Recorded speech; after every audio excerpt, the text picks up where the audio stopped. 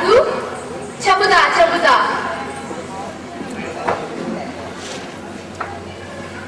గణపతి అంటే శివపార్వతుల తనయుడిని కాదు, చిలకమర్తి వారి గణపతిని, వారి నవలానాయకుడిని.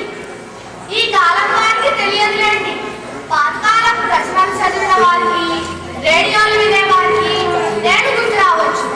పాతకాలం వాడికైతే ఇంకా బతికే ఉంటావా, ఇప్పుడు ఎందుకు వచ్చావు, ఎలా వచ్చావు అని ప్రశ్నలు వేస్తున్నారు కదూ? చెబుతా.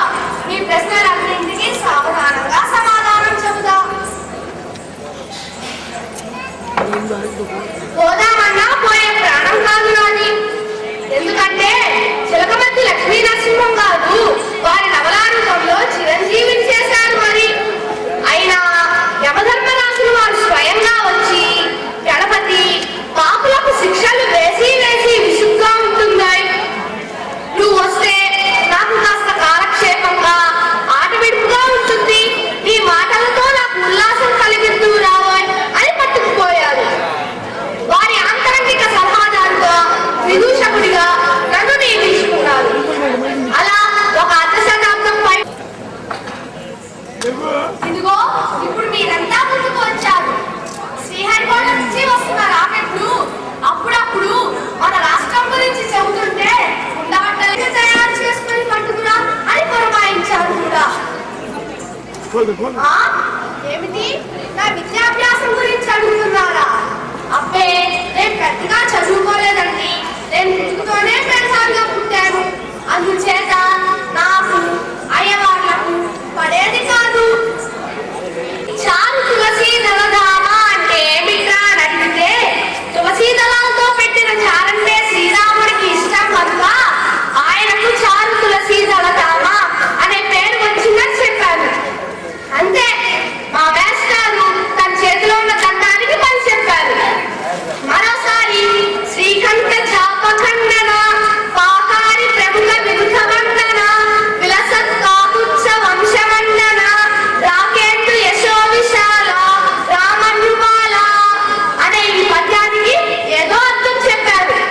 నేను తప్పున లేచి నిలబడి కాదని ఇలా వివరించాను.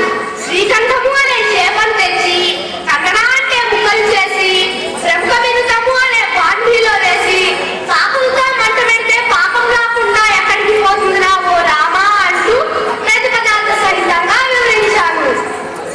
కానీ ఈ పర్యాయం మా మంత్రులు గారికి కోపం రాలేదండోయ్. ఒక్క క్షణం నిశ్చేష్లై అంతలోనే దేవుడు పిలిపించారు. అమ్మా, ఈ వాడు మహాజ్ఞాని, నేనే కాదు ఈ భూమిపై గల ఏ మాస్టరు ఈ వాడికి చదువు చెప్పలేరు, అంత అర్హత జ్ఞానం మాకు లేదమ్మా అని సవినయంగా చెప్పారు. విద్యాభ్యాసం ముగిసింది. సరే, చదువు పూర్తయింది కదా, ఏమి చేయాలా అని ఆలోచించి మా తాతగారి వృత్తిని చేపట్టాను. ఏమిటో తెలుసా? శవాలు మోయడం. నలుగురు మోసే శవాన్ని మా తాతగారు ఒక్కరే శ్మశానం వరకు మోసుకుపోయేవారట. ఈ విద్యలో ఈ ఊళ్ళోనే కాదు చుట్టుపక్కల గ్రామాల్లో కూడా మంచి పేరును గడించారు. ఎవరైనా బేరమాడితే, అయ్యా ఈసారికి ఇలా కానియండి, రేపు మీకు తగ్గిస్తున్నవాడు కాదు. సామ్రాట్ హోటల్లో భోజనం చేశాను. రెడ్డి గారితో కిల్లి బిగించాము. రసారావుపేట పోదామని బస్సెక్కబోతుంటే కోలాహలం వినిపించింది.